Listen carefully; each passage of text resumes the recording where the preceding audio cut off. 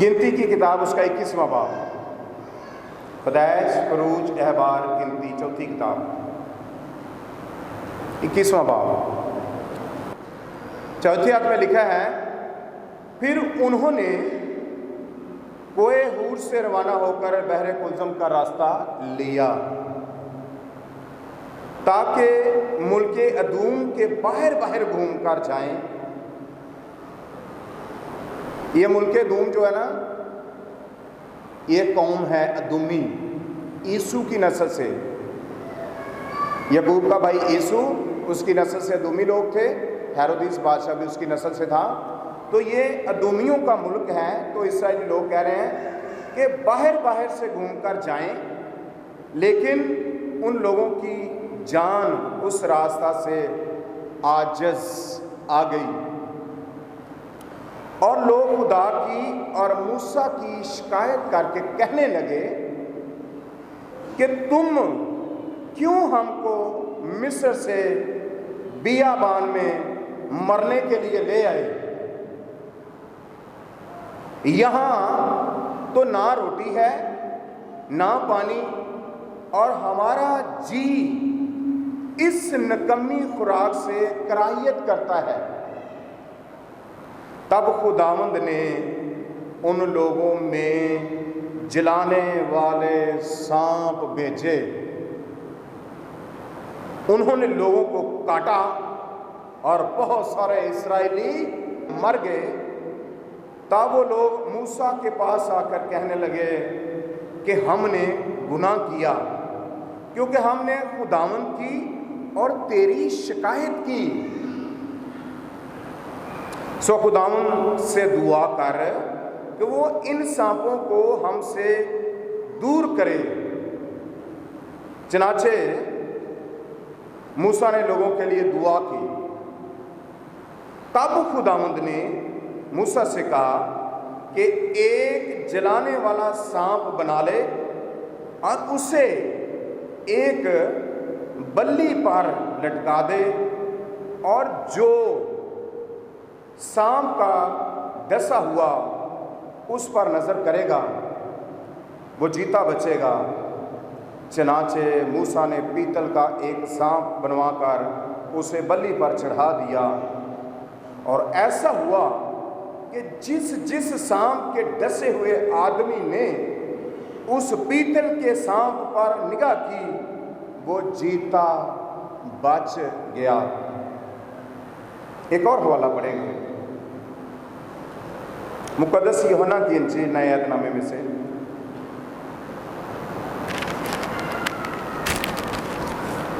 تیسرا باب،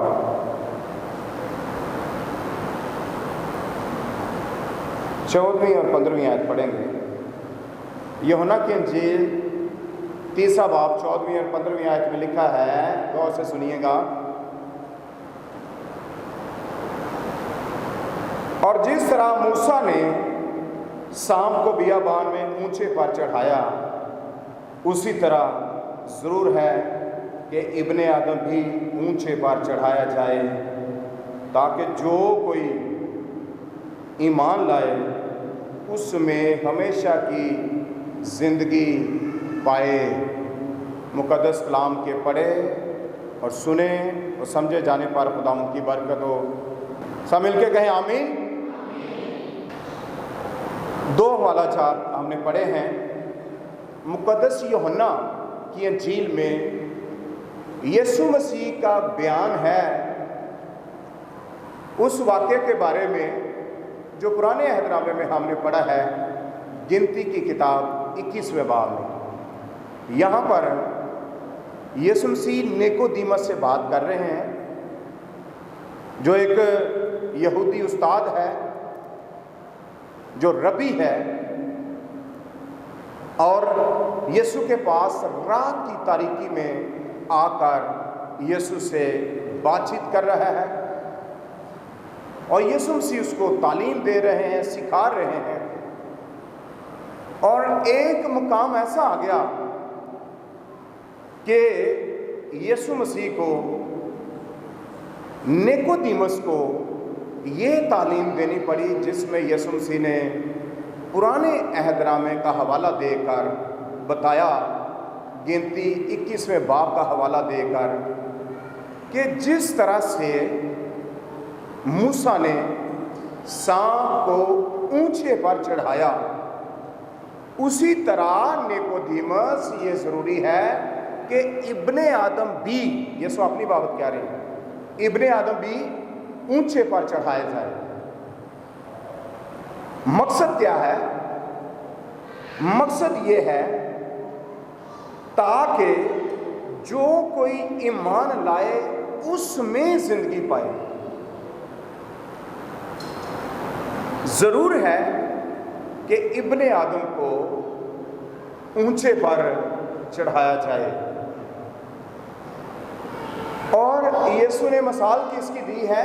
पुराने अहदनामे की, जिसमें हमें इस्राएलियों का वो वाक़या मिलता है जिसमें उन्होंने खुदा की नाफरमानी की है,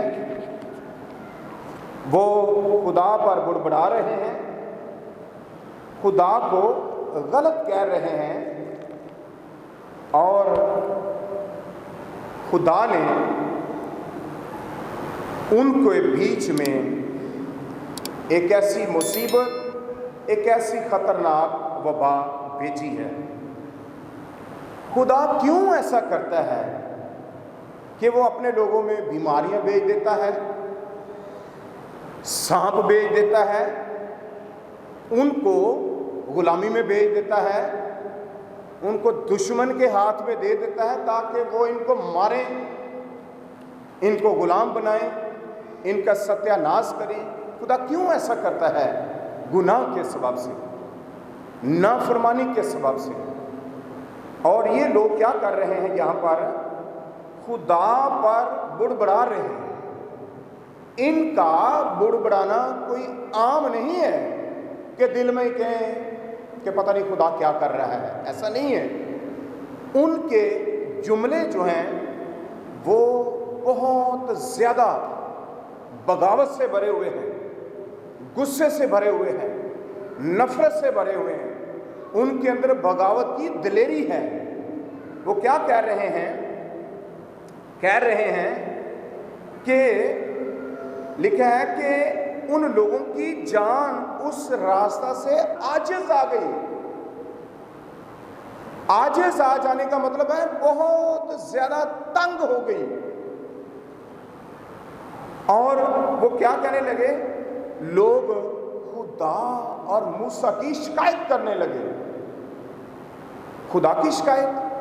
मूसा की तो चलो हो गई कि मूसा की शिकायत लगा दी खुदा को कि खुदावन ये हमारे लिए ये नहीं करता, खाना नहीं देता, पानी नहीं देता, हमारा अच्छा ख्याल नहीं करता। इसकी तो शिकायत लगा दी खुदा को। तो खुदा की शिकायत किसको लगा रहे हैं? ये उनके बागीपन की इंतहा है कि वो खुदा पर भी बुड़बुड़ा रहे हैं और कह रहे हैं कि तुम हमको मिस्र से बियाबान में मरने के लिए ले आए। क्या खुदा अपने लोगों को बियाबान में मारने के लिए लाया था? हरगिज़ नहीं।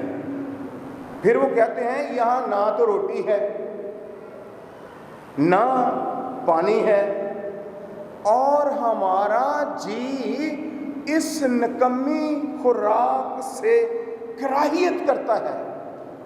अंदाजा कीजिए खुदा उनके लिए कितना बड़ा इंतज़ाम करता है। उनको रोटी मुहैया करता है, उनको पानी मुहैया करता है, उनकी ज़रूरतों को पूरा करता है। धूप होती है तो खुदा उनके ऊपर बादल का स्तून कर देता है। रात को सफ़र करने के लिए खुदा चांद को उनके लिए मुकर्रर कर देता है कि वो रोशनी करें। लेकिन वो खुदा पर बुड़बुड़ा के क्या कह रहे हैं कि हमारा जी इस निकम्मी खुराक से, और ये निकम्मी खुराक क्या है? ये मन है, ये मन्ना है। इंग्लिश में इसको मन्ना कहते हैं। ये मन्ना है और खुदा आसमान से लिखा है वो खुराक इस्राएलियों को दे रहा था जो फरिश्ते खाते हैं। ایسی خوراک ان کو دے رہا تھا کیونکہ آسمان سے اتر رہی تھی اور وہ اسرائیلی لوگ کھا رہے تھے. اور یہ کیا کہہ رہے ہیں؟ نکمی خوراک. آپ اندازہ کیجئے ان کی بغاوت کا، ان کی لمبی زبان کا، ان کی حقارت کا. یہ خدا کے خلاف کس قدر بڑبڑا رہے ہیں اور موسیٰ کے خلاف بھی، اور ان کے اندر خدا کا خوف نہیں ہے. بڑبڑانے کی بجائے اگر یہ خدا کی نعمتوں کو، برکتوں کو یاد کرتے، ان معجزات کو یاد کرتے کہ خدا نے ان کے لیے کتنے بڑے بڑے کام کیے. خدا ان کو غلامی کے گھر سے نکال کے لایا. خدا نے فرعون کو شرمندہ کیا. خدا نے کس طرح سے اپنے زور بازو سے ان کے لیے کام کیا، اور پھر خدا نے کس قدر بحر کلزم کو 2 حصے کر کے وہ اپنے لوگوں کو اس میں سے گزارا. خدا نے ان کے لیے کتنے بڑے بڑے کام کیے. پھر وہ جب بحر کلزم سے گزر کر آگے مارا میں آئے تو مارا کا پانی کیسا تھا؟ کیسا تھا؟ کڑوا پانی تھا. خدا نے اس پانی کو ان کے لیے میٹھا کر دیا. خدا ان کے لیے آسمان سے من برسا رہا ہے. خدا ان کے لیے عجیب کام کر رہا ہے. کیا ہی بھلا تھا کہ اگر یہاں پر سفر کرتے کرتے ان کی جان عاجز آ گئی تھی تو وہ کہتے کوئی بات نہیں. اگر وہ وقت گزر گیا ہے جس میں آگے سمندر تھا، موت تھی، پیچھے بھی موت تھی، تو وہ یہ کہہ سکتے تھے کوئی بات نہیں، خدا ہمیں اس میں سے بھی نکالے گا. ان کو چاہیے تھا شکر گزاری کرتے. ان کو چاہیے تھا کہ وہ اپنے رویے سے شکر گزاری کا اظہار کرتے، لیکن وہ خدا پر کھلا بڑبڑا رہے ہیں، خدا کو للکار رہے ہیں، خدا کو چیلنج کر رہے ہیں. تو ہوا کیا؟ خدا کو غصہ آیا. خدا کو اس بات پر غصہ آیا اور خدا نے ان کے بیچ میں لکھا ہے جلانے والے سانپ بھیجے. کچھ علماء ان سانپوں کی تشریح اڑنے والے سانپ بھی کرتے ہیں، جو ایسے اڑتے ہیں اور ڈس دیتے ہیں، لیکن یہ جلانے والے سانپ ہیں. اور لکھا ہے کہ تب خدا نے ان میں جلانے والے سانپ بھیجے اور انہوں نے ان کو ڈسا اور بہت سارے اسرائیلی کیا ہو گئے؟ مر گئے. اور ابھی کئی ایسے ہیں جو مرنے والے ہیں. اس کا مطلب یہ نہیں ہے کہ سانپ جب ڈستا تھا تو ان کو آگ لگ جاتی تھی اور وہ جل جاتے تھے، لیکن اس کے ڈسنے کی شدت، اس زہر کا اثر اس قدر تھا کہ ان کو تیز بخار ہوتا، ان کے جسم میں ایسے جیسے آگ لگتی، ان کی روح بے چین ہوتی. اور اس سبب سے یہ لکھا ہے کہ خدا نے ان میں جلانے والے سانپوں کو بھیج دیا. ان کا جسم جو ہے جلتا، ان کو اذیت ملتی جیسے وہ آگ میں جل رہے ہیں. پھر تو وہ رونے لگے، پھر وہ چلانے لگے، پھر وہ شور مچانے لگے کہ ہم پر رحم کر اے خدا، ہم نے گناہ کیا ہے. موسیٰ کے پاس گئے، موسیٰ ہم نے گناہ کیا ہے، موسیٰ ہمارے لیے دعا کر، موسیٰ ہم سے غلطی ہو گئی ہے. اور پھر موسیٰ نے پھر خدا سے درخواست کی کہ خداوند یہ لوگ توبہ کر رہے ہیں، خداوند یہ لوگ معافی مانگ رہے ہیں. تو پھر کیا ہوا اور کیا رہے ہیں؟ انہوں نے کیا کہا کہ ہم نے گناہ کیا ہے، کہ تیری شکایت کی ہے، سو تو دعا کر کے وہ سانپوں کو ہم سے دور کر دے. سانپوں کو کیا کر دے؟ دور کر دے. کتنے لوگوں نے تلاوت غور سے سنی ہے؟ سانپوں کو خدا نے پھر کیا کیا؟ سانپوں کو خدا نے دور نہیں کیا. یہ آپ کو یہ بڑا خاص پوائنٹ ہے کہ خدا نے سانپوں کو دور نہیں کیا، بلکہ خدا نے اپنے طریقے سے ان کو شفا دینے کے لیے، ان کو اس لعنت سے نجات دینے کے لیے جو طریقہ خدا کا تھا، خدا نے وہ طریقہ نکالا. اور خدا نے موسیٰ کو کہا کہ بلی تیرے ہاتھ میں ہے، لکڑی سوٹا، یہ جو چھڑی تیرے ہاتھ میں ہے، بلی بنا اور ایک پیتل کا سانپ بنا اور اس کو بلی کے اوپر لٹکا دے۔ پرانے عہد نامے میں صلیب کا لفظ استعمال نہیں ہوتا، اور نہ ہی صلیب اس شکل کی ہوتی تھی۔ صلیب کی کئی شکلیں تھیں۔ اگر سادہ لکڑی ہے اس پر بھی کسی کو لٹکا دیا جائے تو وہ بھی سولی ہے، وہ بھی بلی ہے۔ اور موسیٰ نے جو اس کے ہاتھ میں چھڑی تھی، جو اختیار تھا خدا کا، موسیٰ نے اس بلی کے اوپر سانپ کو بنا کے تو اس کے اوپر چڑھا دیا۔ یہاں پر بلی کا لفظ استعمال ہوا ہے، اس کا مطلب ہرگز یہ بھی نہیں ہے کہ جو چھڑی موسیٰ کے ہاتھ میں تھی اسی پر ہی اس کو لٹکایا ہے۔ ہو سکتا ہے موسیٰ نے اس کے لیے کوئی اور چیز، کوئی اور لکڑی لی ہو، پیتل کا سانپ بنا کر اس کے اوپر لٹکا دیا۔ اب یہ جو سانپ ہے، خدا نے کہا کہ جو کوئی اس پیتل کے سانپ پر نگاہ کرے گا اس کو کیا ہوگا؟ اس کو کیا ہوگا؟ بولیے ذرا، اپنے اپنے طریقے سے بتائیں، کیا ہوگا؟ شفا پائے گا، بچ جائے گا، اور کیا ہوگا؟ یس، جیتا رہے گا، جیتا رہے گا۔ یہاں پہ سیکھنے والی بات ہے کہ خدا کبھی بھی ہمارے مشوروں کا محتاج نہیں ہے۔ انہوں نے کہا کہ سانپوں کو دور کر دے، لیکن یہاں پہ خدا نے سانپوں کو دور نہیں کیا ہے، صرف خدا نے یہ کیا ہے کہ یہ بلی کے اوپر میں نے تمہارے لیے ایک نشان چھوڑا ہے، کیونکہ اسرائیلی لوگ اکثر نشان مانگتے تھے۔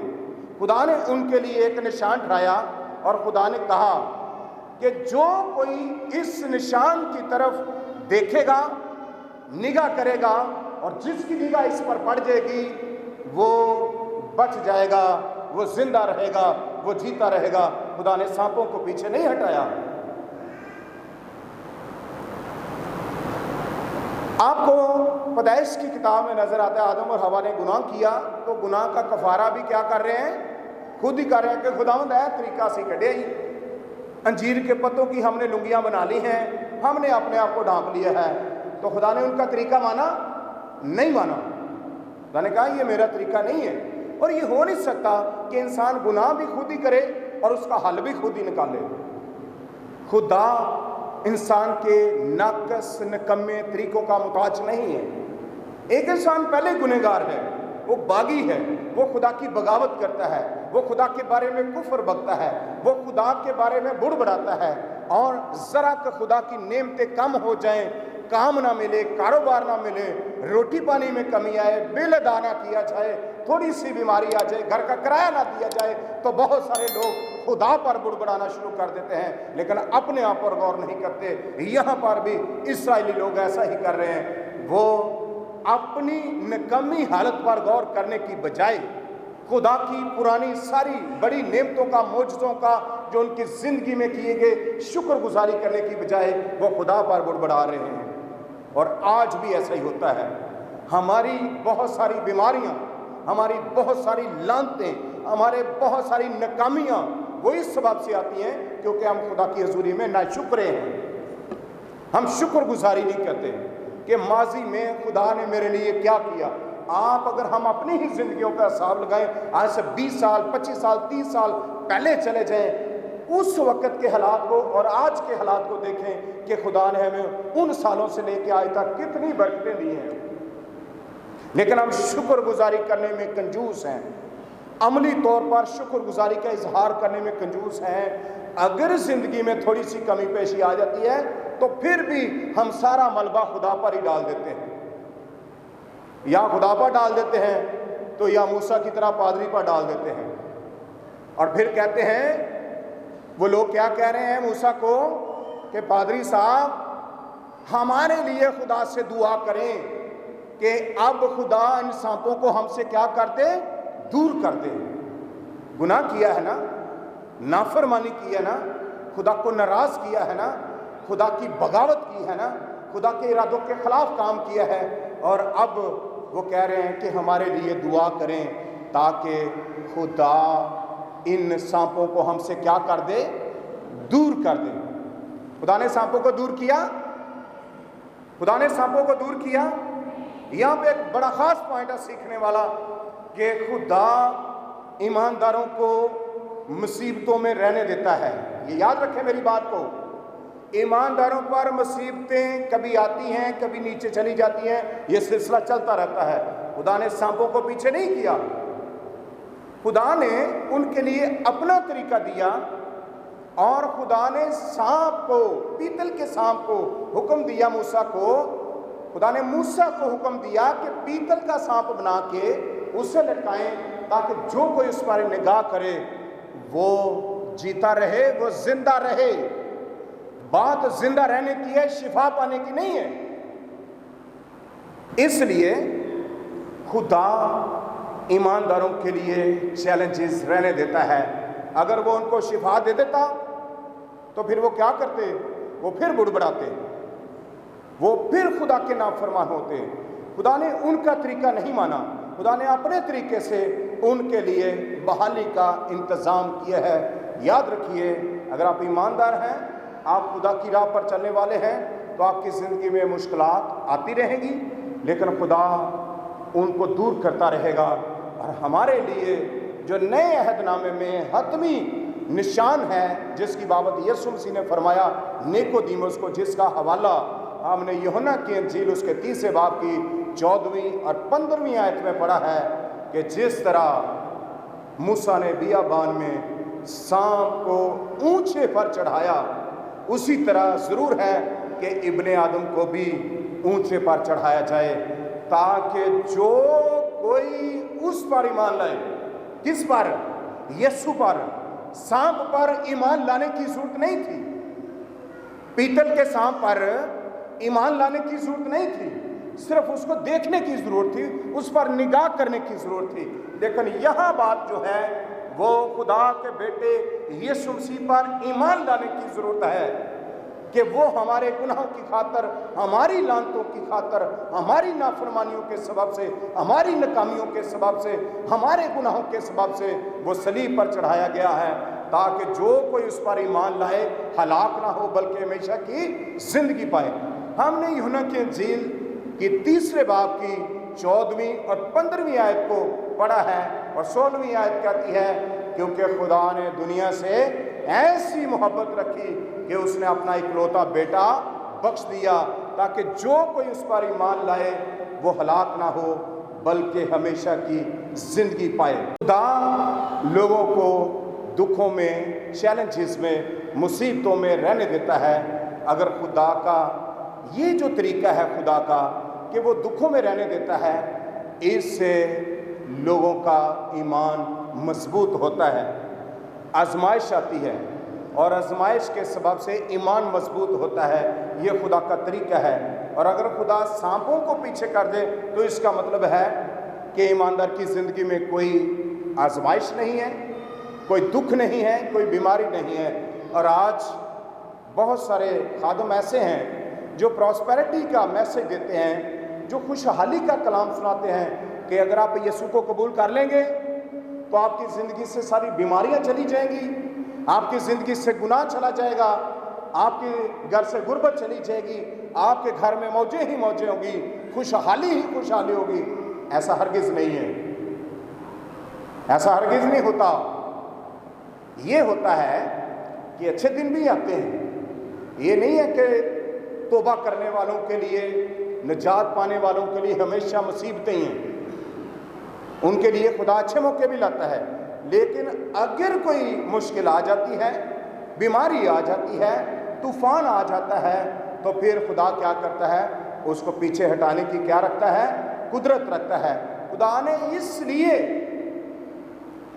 بلی کے اوپر پیتل کا سانپ لٹکانے کا حکم دیا تاکہ لوگ جانیں کہ آسمان اور زمین پر ایک ہی خدا ہے جو قدرت کے ساتھ معجزات کرتا ہے اور شفا دے سکتا ہے، اور لعنتوں کو اور بیماریوں کو اور مایوسیوں کو اور انسان کی ناکامیوں کو پیچھے کر سکتا ہے۔ خدا اپنی قدرت کو دکھانا چاہتا تھا۔ کبھی آپ نے سوچا ہے کہ یہ جو مصیبتیں آتی ہیں ہمارے گھروں کے اندر کیسے کیسے طوفان آ جاتے ہیں، ہمیں ایسا لگتا ہے کہ شاید ان کا اب کوئی حل نہیں ہے۔ کبھی آپ نے سوچا یہ کیوں آتی ہیں؟ زیادہ تر بیماریاں جو ہیں وہ اس وقت آتی ہیں جب ہم خدا کے نافرمان ہوتے ہیں۔ جیسے ہی ہم نافرمانی کرنے میں دلیر ہو جاتے ہیں، ہم بار بار گناہ کرتے ہیں، تو خدا اپنا ہاتھ پیچھے کر لیتا ہے۔ خدا اپنا ہاتھ وہاں پہ ایسے رکھتا ہے، بچاتا ہے، سنبھالتا ہے، کوئی چیز اس کو چھو نہیں سکتی ہے، پھر خدا اپنا ہاتھ پیچھے کر لیتا ہے۔ تو پھر خدا کے ہاتھ پیچھے کرنے کا مطلب ہے کہ آپ اس وقت خطرے میں ہیں، کیونکہ خدا کا ہاتھ پیچھے ہو گیا ہے۔ آپ کو یاد ہے کہ ساؤل کی زندگی میں گناہ تھا، اور لکھا ہے کہ خدا نے اپنا ہاتھ پیچھے کر لیا اور ایک بری روح آ کر اس کو ستانے لگی۔ کیوں؟ کیونکہ خدا کا ہاتھ پیچھے ہو گیا تھا۔ یہ بڑی خطرناک بات ہوتی ہے تب آزمائشیں اور گناہ زندگی میں آتے ہیں، کیونکہ خدا اپنا ہاتھ پیچھے کر لیتا ہے۔ لیکن کلام ہمیں سکھاتا ہے، یوحنا کی انجیل اس کا 16واں باب اور اس کی 33ویں آیت ہم پڑھیں گے۔ یوحنا کی انجیل اس کا 16واں باب،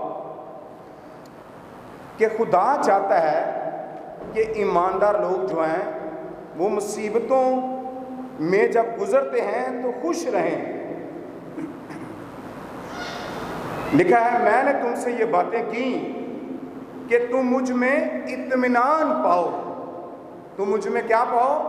اطمینان پاؤ۔ دنیا میں مصیبت اٹھاتے ہو لیکن خاطر جمع رکھو۔ دنیا میں کیا کرتے ہو؟ مصیبت اٹھاتے ہو لیکن خاطر جمع رکھو، میں دنیا پر غالب آیا ہوں۔ دنیا میں مصیبت اٹھاتے ہو۔ یسوع کہہ رہا ہے کہ تم مصیبت اٹھاتے ہو۔ یسوع نے یہ نہیں کہا کہ کچھ دیر آپ کو مصیبت اٹھانی پڑے گی، اس کے بعد میں ساری مصیبتیں دنیا میں سے اٹھا دوں گا۔ خاطر جمع رکھو کا اشارہ یہ ہے کہ میں دنیا پر غالب آیا ہوں، آسمان پر تمہارے لیے کوئی دکھ اور کوئی مصیبت نہیں ہوگی۔ یہ اس بات کا اظہار ہے، جو لوگ اس دنیا میں دکھ اٹھاتے ہیں، مصیبتیں اٹھاتے ہیں، وہ آخر میں جلال پائیں گے، کیونکہ مصیبت اٹھائے بغیر، دکھ سہے بغیر ایماندار جلال میں داخل نہیں ہو سکتے۔ ہم اس زندگی میں رہ کے بڑی آسانی ڈھونڈتے ہیں۔ ہم اپنی زندگی کی آسائش کے لیے بہت کچھ کرنا چاہتے ہیں۔ ہم چاہتے ہیں کہ ہماری زندگی میں کوئی دکھ نہ ہو، یہ ہر انسان کی کوشش ہے، یہ کوئی بری بات نہیں ہے۔ لیکن جب دکھ آتا ہے، جب مصیبت آتی ہے، تو اس کو برداشت کرنے کے لیے ہمارے پاس حوصلہ بھی ہونا چاہیے۔ آج بہت سارے لوگ دعا نہیں کرتے ہیں، آج بہت سارے لوگ کلام نہیں پڑھتے ہیں، وہ اس لیے خدا سے دور ہیں کیونکہ وہ کلام نہیں پڑھتے۔ اور ہم نے پچھلے اتوار میں یہ سیکھا کہ خدا، زبور کی کتاب میں سے، کہ خدا ان کے نزدیک ہے۔ کن کے؟ جو دعا کرتے ہیں، خدا ان کے نزدیک ہے، اور خاص طور پر ان کے جو سچائی کے ساتھ دعا کرتے ہیں۔ آپ کیا سمجھے اس بات کو؟ خدا ان کے نزدیک ہے جو دعا کرتے ہیں۔ اب اس بات کو غور سے دیکھیں کہ آپ دعا کرتے ہیں۔ لوگ خدا سے دور جا رہے ہیں، لوگ دعا نہیں کرتے ہیں، لوگ چرچ نہیں جاتے ہیں، لوگ کلام نہیں پڑھ رہے ہیں، وہ کہہ رہے ہیں کون سا خدا؟ آج باہر کے ملک میں بہت سارے لوگ ہیں وہ دعا نہیں کرتے ہیں، کیونکہ ان کو غربت کا پتہ نہیں غربت کیا ہے، ان کو بیماریوں کا پتہ نہیں ہے بیماریاں کیا ہیں، ان کو یہ نہیں پتا کہ پرسیکیوشن کیا ہے، مسیح کی خاطر دکھ کیسے آتے ہیں، ان کو یہ نہیں پتا کہ اگر ہمارا کام نہ ہوا، آج ہم دیہڑی پہ نہ گئے تو روٹی نہیں ملنی ہے۔ ان سے پوچھنا باہر کے ممالک میں، انگریزوں سے، امریکہ، یورپ میں، تو وہ کہتے ہیں ہمیں دعا کی ضرورت نہیں ہے، ہم کیوں دعا کریں؟ ہمارے پاس سب کچھ ہے، ہم کیوں دعا کریں؟ لوگ خدا سے دور جا رہے ہیں۔ لوگ دعا نہیں کرتے ہیں، لوگ چرچ نہیں جاتے ہیں، لوگ کلام نہیں پڑھ رہے ہیں، وہ کہہ رہے ہیں کون سا خدا، ہمیں دعا کی ضرورت نہیں ہے۔ ہمارے ملک میں لوگ بہت دعا کرتے ہیں، کیوں؟ کیونکہ یہاں پر مصیبتیں بہت ہیں، مسائل بہت ہیں، چیلنجز بہت ہیں، اور جب ہم آج بہت سارے لوگ شارٹ کٹ راستہ ڈھونڈتے ہیں اور چاہتے ہیں کہ ہم کسی ایسی جگہ پہ شفٹ ہو جائیں جہاں پہ آرام ہو، سکون ہو، اصول ہو، صاف ستھرا ہو، روپے پیسے کی کمی نہ ہو، لیکن یاد رکھیے وہ لوگ اس لیے خدا سے دور ہیں کیونکہ ان کے پاس سہولتیں بہت ہیں، اور اس میں بہت سارے چانسز ہوتے ہیں کہ لوگ گناہ اور بدی میں پھنس جاتے ہیں اور خدا کو رد کر دیتے ہیں اور خدا کو چھوڑ دیتے ہیں۔ لیکن جب وہ لوگ یہاں پر آتے ہیں اور ہمارے یہاں پہ بہت سارے لوگوں کو دیکھتے ہیں، اتنے بڑے کروسڈ ہوتے ہیں، لوگ دعا کرتے ہیں، رو رہے ہیں، وہ اپنی بیماریوں کے لیے رو رہے ہیں، خدا کو ہار نہ کریا، خدا میں اتنے سالوں سے بیمار ہوں، وہ رو رہے ہوتے ہیں اور وہ سمجھتے ہیں پتہ نہیں لوگ بہت زیادہ دعا کرنے والے ہیں۔ مصیبتوں میں پھنسنے کے سبب سے مصیبتیں کیوں آتی ہیں؟ ان کو دیکھیں کیوں ان کو سانپ ڈس رہے ہیں اور یہ مر رہے ہیں اور یہ چلا رہے ہیں، ان کا بخار ہی نہیں اتر رہا، کیونکہ یہ خدا کی نافرمانی کرتے ہیں، گناہ میں ہیں۔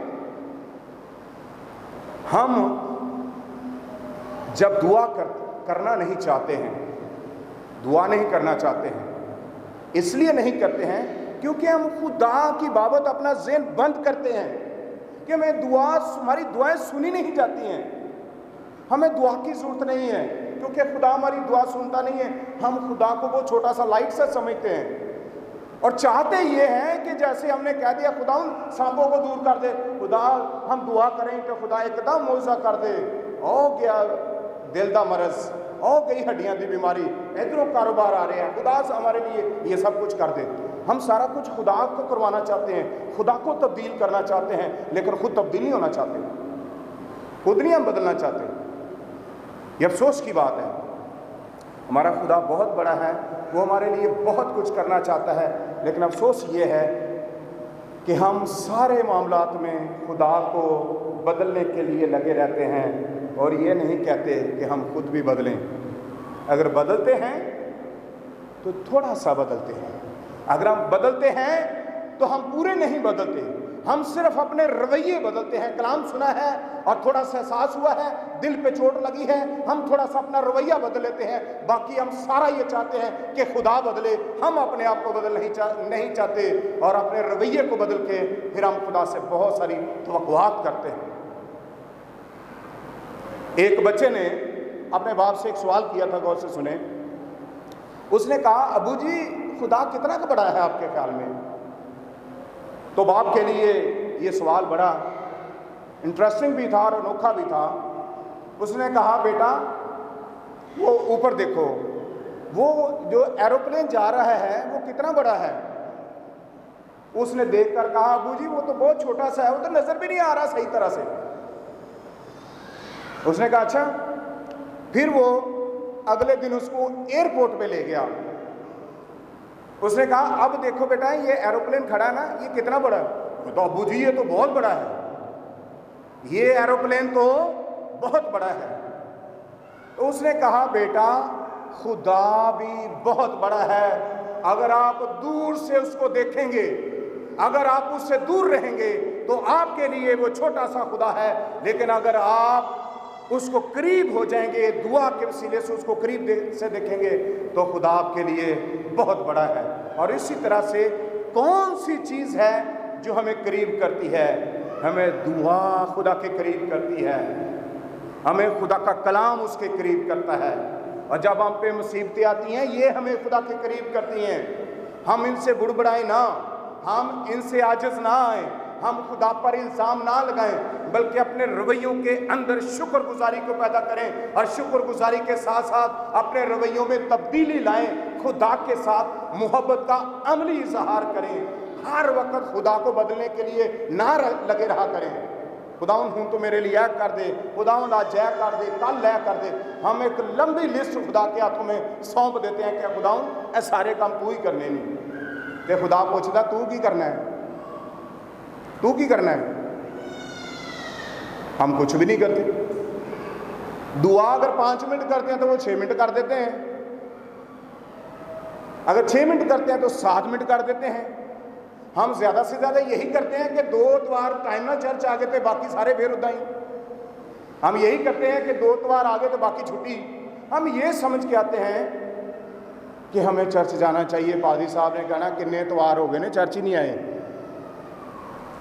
ہم اپنے رویوں کو بدلیں, اپنی سوچ کو بدلیں, اپنے انداز کو بدلیں. یاد رکھیں خدا ہمارے لیے بہت کچھ کرنا چاہتا ہے. وہ کبھی بھی نہیں چاہتا کہ ہمیں سانپ ڈستے رہیں. بیماریوں کے سانپ, خوف کے سانپ, بدروحوں کے سانپ, ناکامیوں کے سانپ, بے اولادی کے سانپ, بدروحوں کے سانپ, بے روزگاری کے سانپ, مایوسیاں, نا امیدیاں, مقدمات, لڑائی جھگڑے, خون خرابے, یہ سارے ابلیس کے کام ہیں. کیونکہ خدا ایسی مصیبتیں نہیں لاتا اگر ہم خدا کے ساتھ وفادار ہیں تو. لیکن جب ہم نافرمان ہوتے ہیں, خدا کو رد کرتے ہیں, خدا کو حقیر کرتے ہیں, تو خدا اپنا ہاتھ پیچھے کر لیتا ہے. آج ہمیں سوچنے کی ضرورت ہے, ہمیں اپنی زندگیوں پر غور کرنے کی ضرورت ہے کہ ہمارے حالات کیوں نہیں بدلتے, میری بیماری کیوں نہیں جاتی ہے. کیا ہم ایسا تو نہیں ہے کہ ہم خود بدلنا نہیں چاہتے ہیں؟ کبھی سچے دل سے محنت کر کے دیکھیں, کو خدا کے ساتھ پوری وفاداری سے کوئی 6 ماہ چل کے دیکھیں, اور پھر آپ گلہ کریں خدا پہ کہ خداوند میرا ایمان ہے کہ آپ اگر سچے دل سے خدا کے ساتھ چلنا شروع کر دیں گے نا, تو خدا نے اگر اپنا ہاتھ پیچھے کر لیا ہے تو وہ پھر آپ کے اوپر ہاتھ بڑھائے گا. اور خدا کے ہاتھ کا سایہ ہونا ہی آپ کے لیے بہت قیمتی بات ہے. خدا دے پردے ہیٹھاں جو کوئی انسان رہندا ہے, خدا دے کھمب دی چھاں ہیٹھاں تے وہ آرام پاندا ہے. بیماریاں تو, مشکلات تو, ہر چیز تو وہ آرام پاندا ہے. کیوں؟ کیونکہ وہ انسان خدا کے ساتھ وفادار ہو گیا ہے. آئیے اپنی زندگیوں پر غور کریں, اپنی روحانی حالت کو دیکھیں کہ ہم آج کہاں کھڑے ہیں. کلام سنتے ہیں اور خدا آپ کو کلام کا احساس دلاتا ہے, لیکن خدا آپ سے توقع کرتا ہے کہ آپ خدا کے ساتھ وفادار ہو جائیں. پرانے طریقے چھوڑ کر ایک نئے انداز میں سچائی کے ساتھ خدا کے ساتھ چلیں. خدا آپ کی زندگی میں بڑا کام کرنا چاہتا ہے, بڑا کام کرنا چاہتا ہے. وہ کسی کی ہلاکت نہیں چاہتا. وہ ہرگز نہیں چاہتا کہ مصیبتیں آپ کے گھروں میں رہیں. وہ آپ کو بحال کرنا چاہتا ہے. آئیے اسے آزما کر دیکھیں. آئیے اپنی آنکھیں بند کریں, دعا کریں.